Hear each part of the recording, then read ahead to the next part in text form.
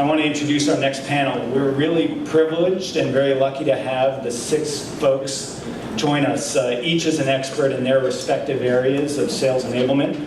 And the person moderating the panel, whom I've gotten to know recently, is extremely well established. If I only know what he forgot about sales enablement, then I'll know a heck of a lot about sales. Our moderator is not only the founder of the Sales Enablement Society, he's a director at the Alexander Group and is prolific in writing and speaking and analyzing the sales enablement space. So with that, I want to give a warm welcome to Scott Santucci. Scott, come on down. And Scott is going to introduce our panel. Thank you. Excellent. Does this work? Hello? Awesome. How am I going to advance the slides? Perfect. Yeah. Do I just say the next slide? Is that how we do it? So, hey panel, why don't you guys come on up so we don't waste the time on the introductions. We have 6 people with a whole bunch of knowledge. Before we get started, raise your hand if you heard the 2 words together, sales enablement. Keep your hands up if you know what it means. Okay, those people who said you know what it means, let's talk to you after this and see. When you put those 2 words together, sales and enablement, and it means a lot of different things to a lot of different people. So what we're going to do with this particular panel is I'm going to share some findings and just give us some structure about what it is that's emerging. And then we're going to have an awesome conversation. I've asked our panelists to talk to each other, and I'll interject every now and then to translate it for you guys, and then we're going to wrap it up. Okay? So if you do the first slide. Oh, perfect. Thank you. You got it. Awesome. So basically, we're going to talk about why sales enablement is important, what is sales enablement, where should it reside, and how does it work. So a little bit about me, very quickly. I've been a practitioner. So I've been a VP of Sales and Marketing, I've been a VP of Product Marketing Management, and a salesperson. I've been a researcher. I started the Sales Enablement Research Practice at Forrester. I am now a consultant, and I'm also the founder of the Hair Club for Men. The Sales Enablement Society. So we'll talk a little bit about what that is. But there's a lot of growing interest in this. So Phil and I were talking last night and decided this morning to just stick this graphic up here. All of the growth that's associated with the Sales Enablement Society is coming from our LinkedIn traffic. And if you notice there, we just popped that out, and if you can see that number there, is 68,102 views.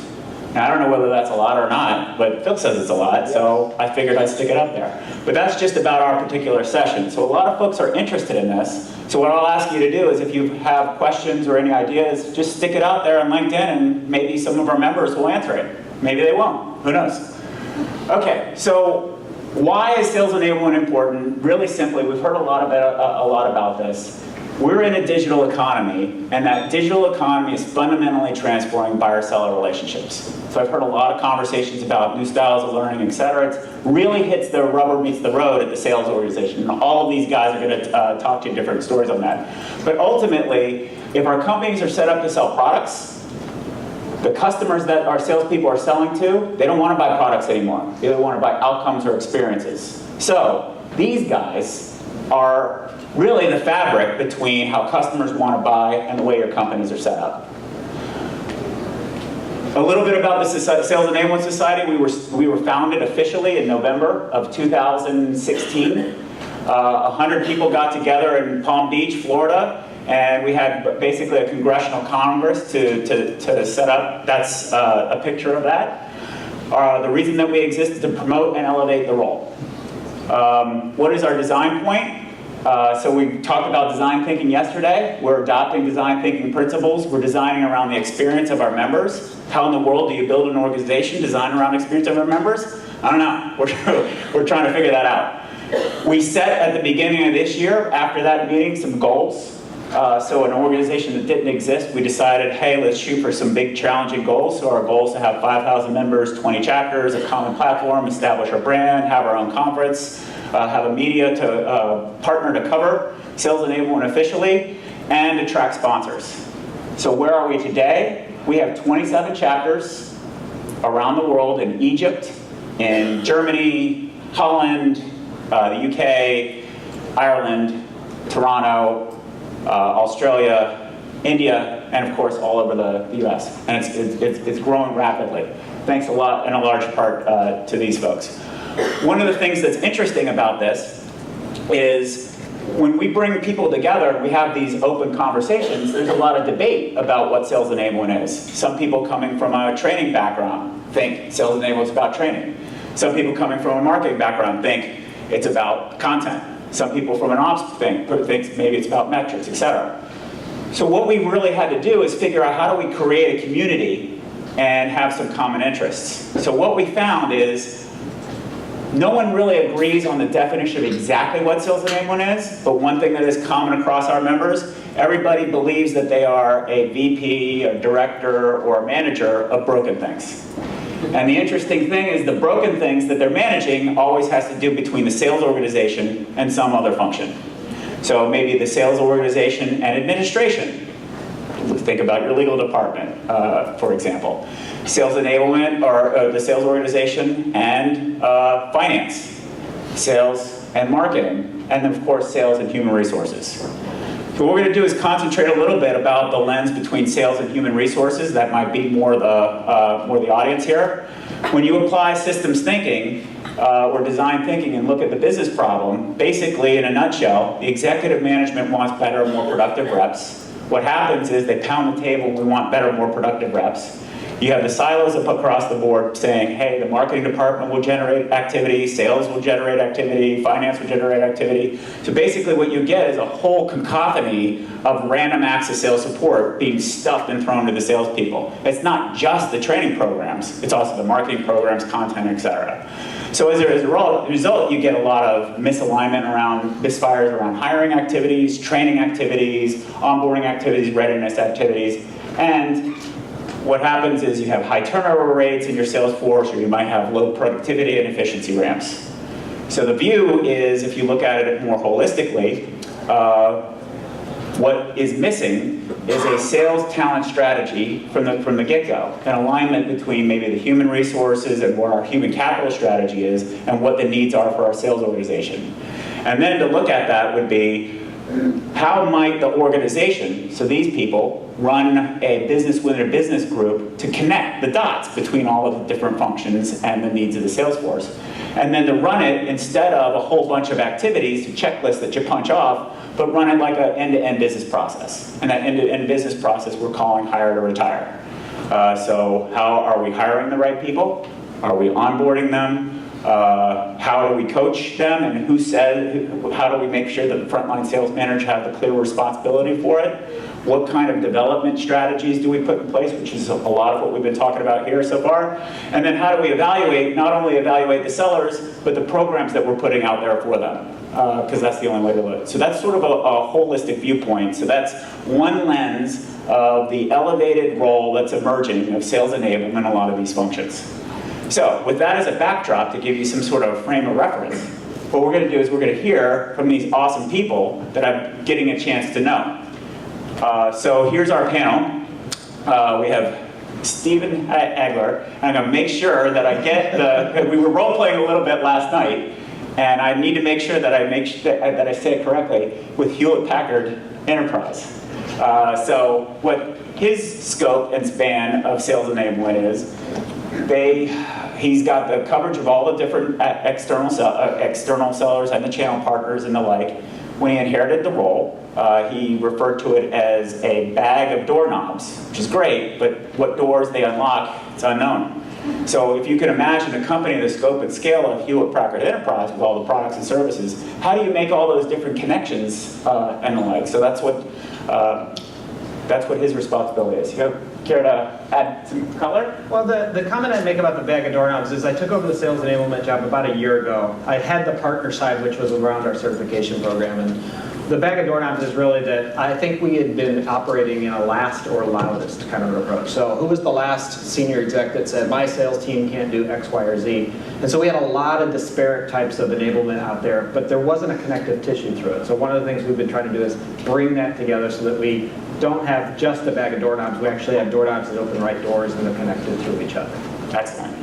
So, and basically what I'm going to do is we're going to ask, and as I introduce each one, they're going to give a little bit of comment, give some context of what was shared, and then we've got some questions that they're going to answer for each other. Okay, so Glen Lally. So Glen actually spoke at our Sales Enablement Society meeting in our San Francisco chapter, so awesome already. Glen is at SAP. I guess your job profile here says SAP SuccessFactors, and I think we have to update that, right? The fast-moving, agile organization that SAP is. He's more or less been promoted, so he built out a variety of sales enablement programs, working for a business unit, and now actually works in the learning and development organization for all of SAP Global, looking at these kinds of activities. So Stephen actually worked in the human resources organization and has been moved to the sales organization. Glen started out in the business unit and now works in the human resources organization with more of that focus. And I think these are the dots that I'd like us to be paying attention to. So Glen, tell us a little bit more about yourself. Yeah, so can I bring the okay? Yeah. So yeah, three weeks ago I went into the global organization from the where I started SuccessFactors, and really my job now is to figure out how do we on a large scale make people more productive.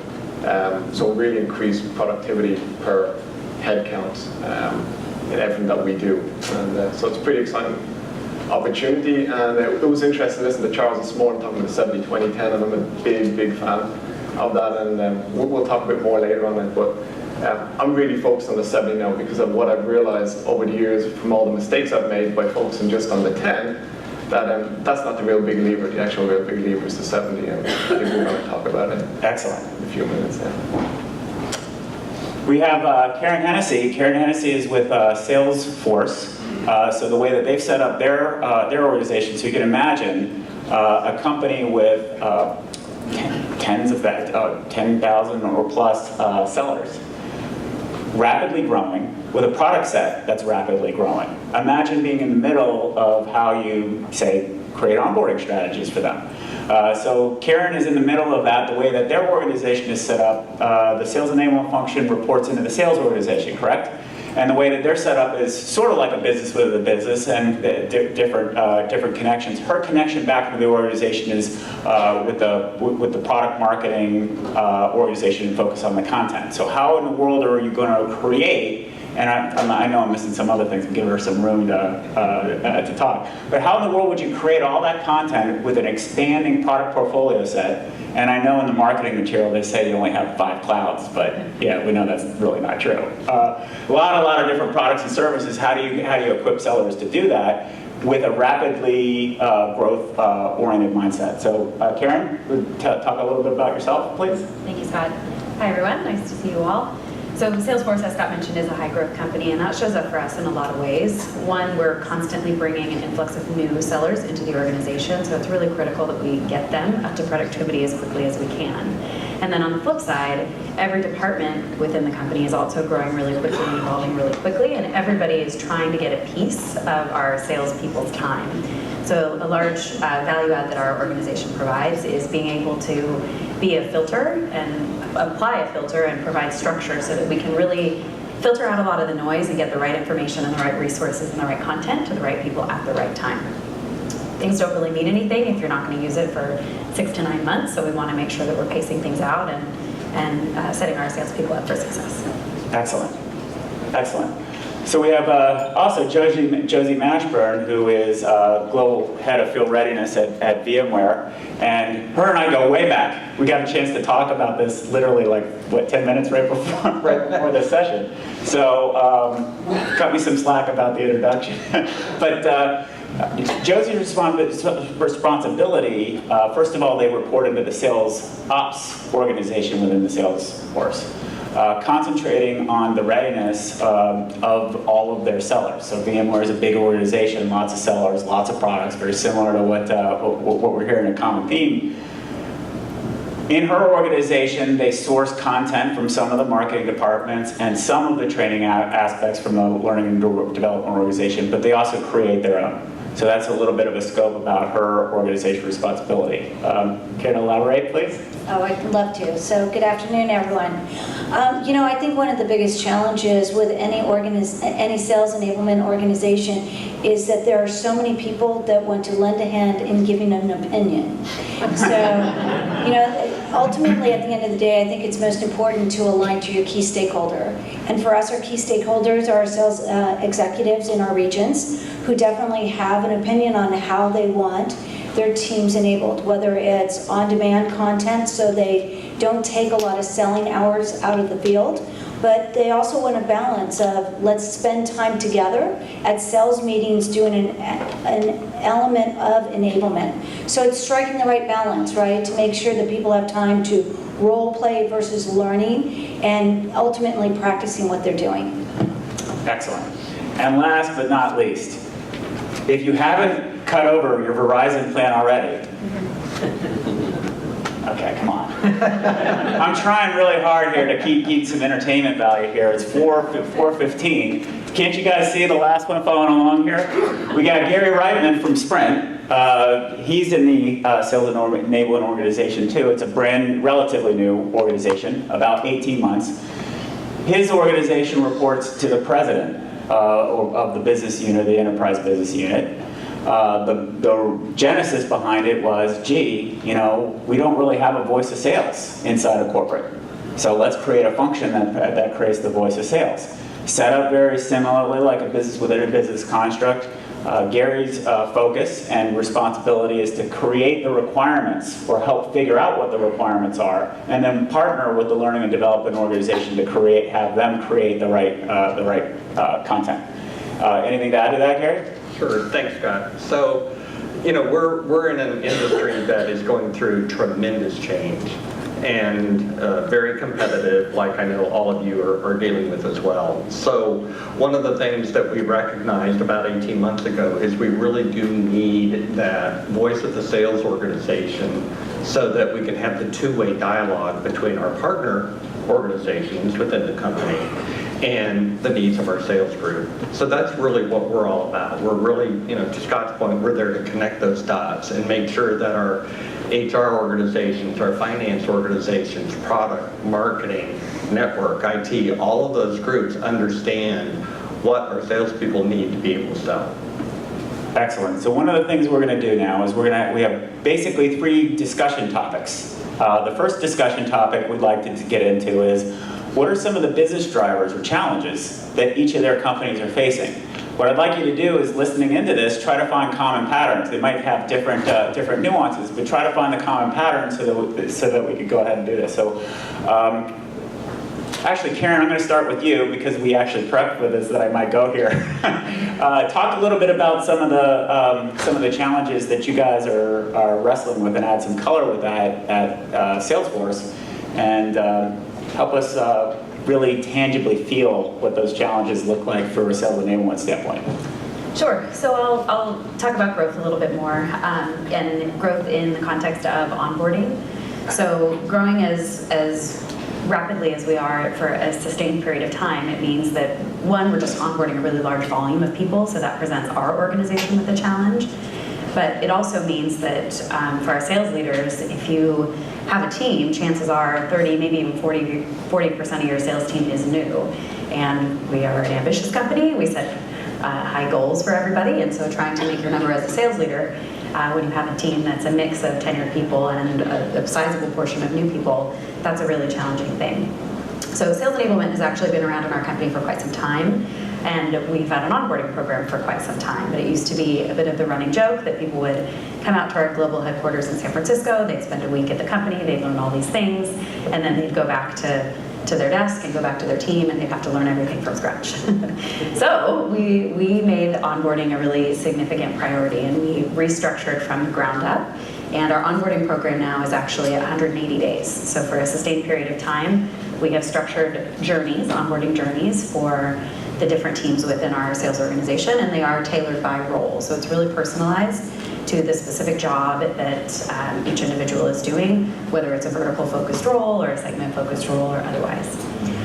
So this has been a huge change for us. The other big shift that we made was we're a very marketing-driven company, and so it used to be just pitches. Our marketing team would pitch to our salespeople, and that's great, and that's a great way to talk to our customers, but it's not a great way for a person to understand, okay, what does this really mean? What does it really do behind the scenes, and how can I line this up with the problems that my customers are going to expect me to help solve in partnership with them? So we flipped the model, and it's a lot less presentation, and it's largely case study driven. So when people come in and they onboard, it's all in the context of a case study, and it essentially simulates what their day-to-day job is like. And so that's been hugely impactful for our organization. And our sales team is much happier with us now that we've made this investment. And one of the things that's interesting about that is to be able to connect productivity results with the onboarding course. One of the things that's very common to see is when you go in through onboarding, there's sort of time allotted for all of the people so that they feel like they have the face time with sales. That's not the objective here. The objective here is time to productivity.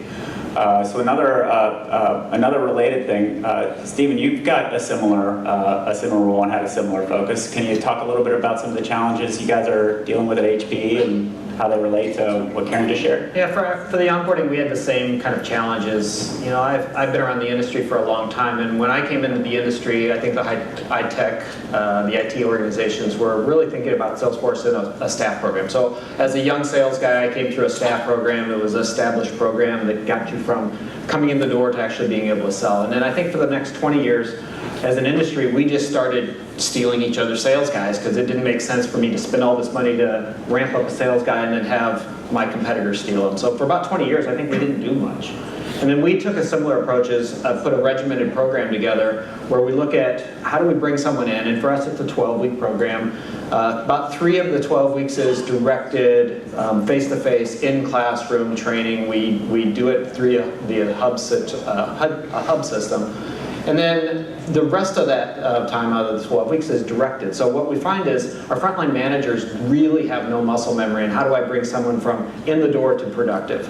And so instead of relying on our frontline managers in this case to do it, what we've said is we're going to have directed people. We call it a sales development manager that leads that student, or more appropriately, leads that sales manager through the journey with their sales rep so that they're helping them say, go out and do a ride along with this person, go do this, go make sure you do this kind of a customer goal, go kind of do this pitch so that we get them from essentially from nothing to productive in 12 weeks. And the success that we're seeing out of this is, I've got a couple of stats on it, but in North America last year, the people that went through the onboarding program had a 6% higher quota attainment than the rest of the population of the company.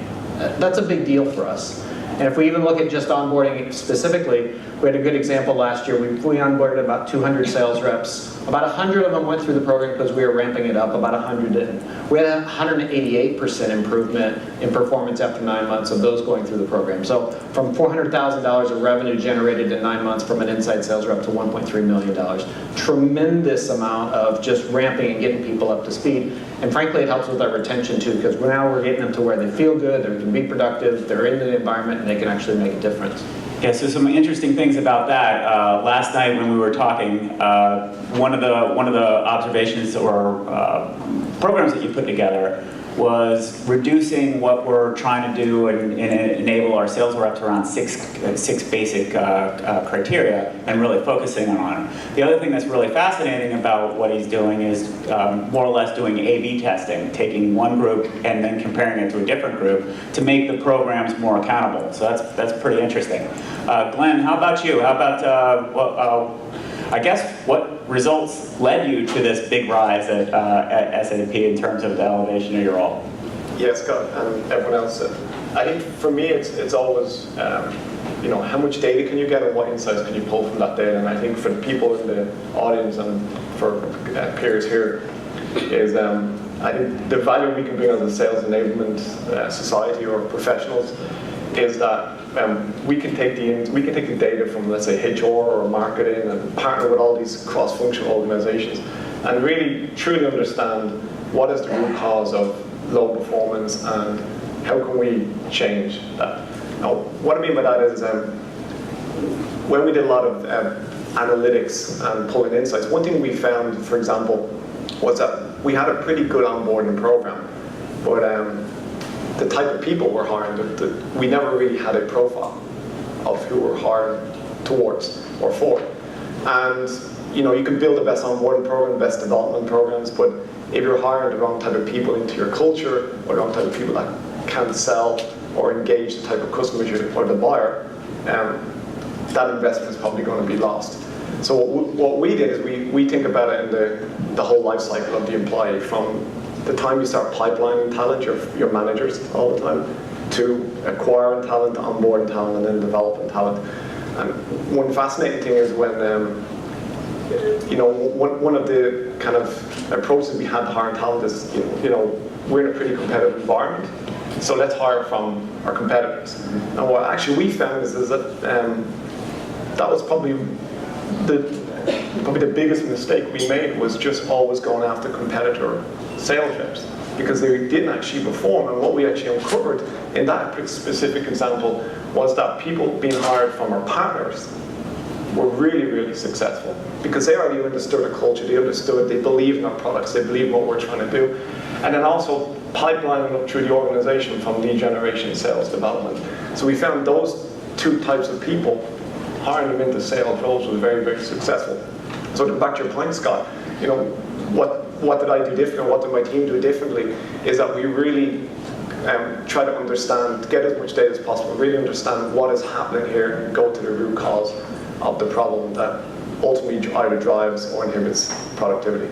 One thing that to add about color around that, data in upon itself without insight is just a bunch of numbers. And one of the things that was really interesting when we were talking last night, Glen brings a perspective of making sure that we're not projecting our bias. We're not projecting a salesperson bias, we're not projecting a ops bias, we're not projecting a finance bias, we're not projecting a product bias. How do we make sure that we put all these different mind maps, if you will, out on the table and make sure we get a holistic viewpoint? I can't stress how critical that can be in order to get to the idea of sort of like one number or one focal point. We can add some color on that a little bit later, Glen. Gary, how about you?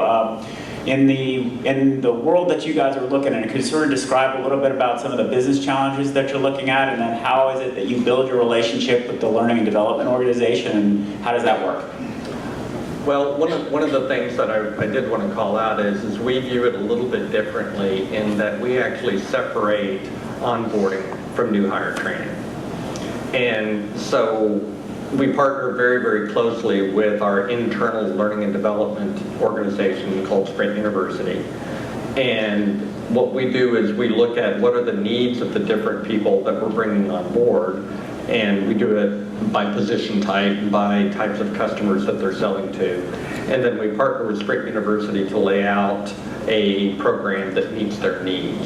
And our program is about 50% learn by doing. So they're actually out in the field with peer mentors, with their managers, observing and learning that way. A little bit of self-paced activity, and then a little bit of virtual instructor-led activity, so that we give them an opportunity to kind of build their skills as they go. But the key thing to that is, and I go back a little bit to what Glen was saying, and I'll say it maybe a little bit more bluntly, training won't fix a bad hire. So we've really got to start at the beginning and look at our recruiting practices. And so obviously we're partnering very closely with HR and with sales to understand how we can better do that. Interviewing, making sure that our sales managers are equipped to effectively interview. And then we have to actually hire them and get them onboarded. So making sure that they're equipped with everything that they need from day one so they can hit the ground running. So those are a lot of the things that we're looking at to make sure that the onboarding experience is as positive and as seamless as possible, so that we can get them up and running as fast as we can. Awesome, thank you. And Josie, how about same question through the VMware perspective? So one of the biggest challenges that we face at VMware as a company is that our legacy is a single product company. We own 90% of the market for quite a long time with one single product. And when you're a single product company and everybody in the marketplace really is looking to buy your product. It's not a hard sell.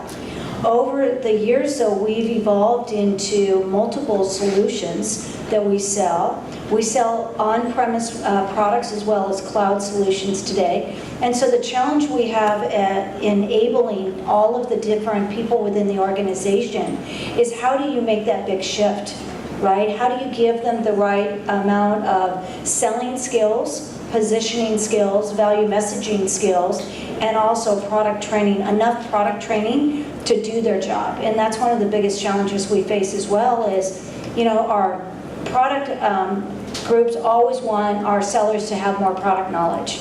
But it's not product knowledge that they need, it's really understanding what to do with the product and how to position it. So that's a huge challenge for us. Awesome. So walking around here, I ran into one of our Sales Enablement Society members. So I'm going to put Mike on the spot because our members always put me on the spot. Mike, why don't you ask our panel? So I'm going to go a little bit off task here, and the question is going to be more of a yes/no question. But so is going out and meeting customers part of your workflow as you put together your sales enablement programs? It is for us. Good question. Yeah, and I'll say for me, I'm a lifelong sales guy, so I spent almost all of my career in the Salesforce, one form or fashion. Scott mentioned I've been in HR. The function lived in HR, but we moved it back into sales, so it's just the DNA of the organization. So here's some things that I'd like us to consider to reflect on. So what do we hear? We heard a lot of changes going on in all the different businesses. Each one of them are unique, but they're still different. A combination of hyper growth, or selling to new customers, dealing with expanding product portfolios to try to create that information together. In order to be able to do that, moving upstream a little bit to figure out maybe we need to really think through the talent that we're actually acquiring and then create the onboarding programs to be able to do it. There was some conversation in there about the role of coaching. Imagine all the different people and opinions that they're dealing with in giant organizations.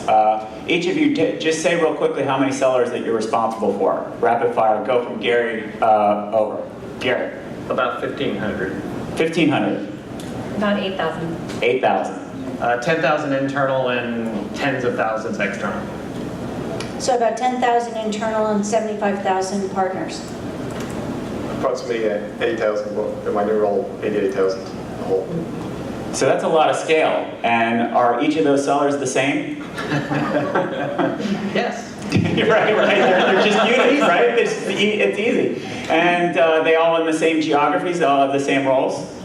Yeah, right. Not at all. So these are some of the challenges. So we did the design thinking exercise yesterday. We talked about sort of this customization of content and this individualization and the like. Imagine the scope and scale that these guys have for the 10,000, 8,000, 1,500, et cetera sellers, all of whom, some might have been with the company for 15 years, some are just being hired, partners that don't have to listen to I was going to say some more colorful language, a doggone thing that they need that they can provide, so they provide in a much more flexible, open manner. There are metrics associated with each of these things in terms of productivity and the like. And also, there's a whole bunch of different opinions out there about what they could be doing, how better the Salesforce could be working. So this is an emergent trend that we're going to see in all of our businesses moving forward that have direct sales forces. So these are some of the strategies to do it. So one of the topics that we discussed is sort of the business within the business construct. Can you guys add some color to that, on how that resonates with you and how you navigate and build your roles inside your organizations and connect the dots with all the other people that are trying to help sales, we'll say, but maybe creating a lot of random acts of enablement? Well, I'll start. Thank you. I'll kind of key off the bag of doorknobs pieces. I think the biggest challenge I had, and you said it right, is when I used to do just the external portion of the organization, the amount of people that had an opinion on it was fairly finite. If I look at the internal sales organization, every single employee, every single person on the planet has an opinion on how I do my job. And I think one of the things that we looked at is how do we create the framework? So you referenced the 6 items. Is I look at the Salesforce as every seller, regardless of the roles, has a need for 6 capabilities. And just quickly for me, it's sales acumen, it's technology acumen, kind of industry, it's our products and solutions, it's how to partner, it's how to do account management, and how to do leadership. Now, not every one of those roles has the same level of need, though. Account manager at our global account doesn't need to be a product expert, so let's make sure that we're not doing it. So we created this framework within the organization, and the biggest goal that I want to do with that is just get alignment across the organization so we can agree on what good is. Because I can no longer afford to just wait to hear the last or loudest senior executive again saying what's going on. So we look at this framework that allows us to essentially say what good is. The great thing is HR has picked it up now and said this is perfect for us to now leverage for hiring practices. We're looking at it as talent management. So this little thread of just I want to get those doorknobs to connect the doors ended up being something we can leverage even further. It's not perfect and we got a long way to go. But we have this process now that we can actually have a dialogue with the senior execs, with the different business units, with HR, with everybody, and we're starting to agree on what we're trying to solve for versus just everybody trying to do their own thing. I'll add to that. We're working a lot right now across the organization, not just the sales organization, but I'll start there, to make sure that we have a consistent language, a consistent set of tools and processes, and that everybody's connected and doing work the same way where it makes sense. Obviously, it's going to have to be changed a little bit depending on the types of customers we're selling to and that sort of thing. But equally as importantly, we have to get all of the support organizations on board the same language, the same processes and tools. We've got to have everybody together on this. So we are going through a process right now where at the end of our deployment period, we will put our salespeople through approximately 2,600 hours of training. We are also at the same time bringing in all of our partner organizations, again, marketing, product, HR, all of those groups. And we're bringing them in and we're making sure that they experience it, that they understand what we're doing with our salespeople so that they know how to connect the dots from their worlds back to the sales world. I'll just add a little bit of color as well. For us, alignment is huge. I mean, we have found ourselves in a place where we're running spiffs on these products over here, but we're enabling these products over here, and we're running campaigns on these products over here, and that's just not effective, right? It's not a good use of anybody's time or energy. So for us, in many ways, we've set up our sales enablement organization based on the business partnerships that we need with marketing and product marketing, with sales and sales strategy, operations, campaigns, and so forth, so that we can all come together, take a look at and sift through all the different priorities across the board and really find the sweet spot where we can invest and put a lot more wood behind a few arrows instead of just shooting arrows all over the place. Yeah, so for a little bit of wrap up, because we're running to time, here's some requests, I think, of some of the people that I've met here. One thing I'd like you to do is sort of imagine if you want to find ways to help support the sales organization, think about maybe 2 different kinds of training, sort of the simulation, the actual having conversations is incredibly important.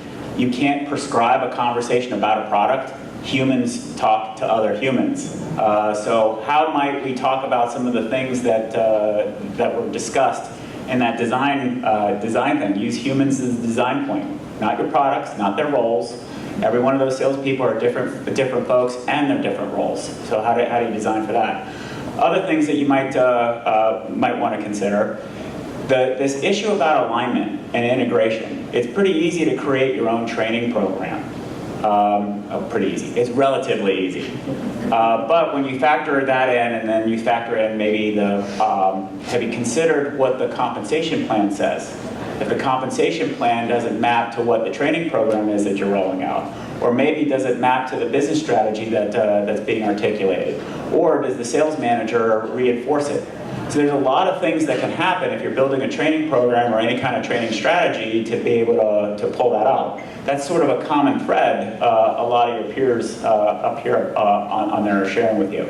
Another thing that I would like you to do is I'd invite you to talk to them about what these items are, because I think one of the things that's fascinating is when I work with a lot of organizations, the conflict between functions is massive because it's like product marketing might say, I need this done, and they need to be trained on it, or people might wig around and say, I need this material and wait for it, and everybody's waiting for something or blaming somebody else, expecting something.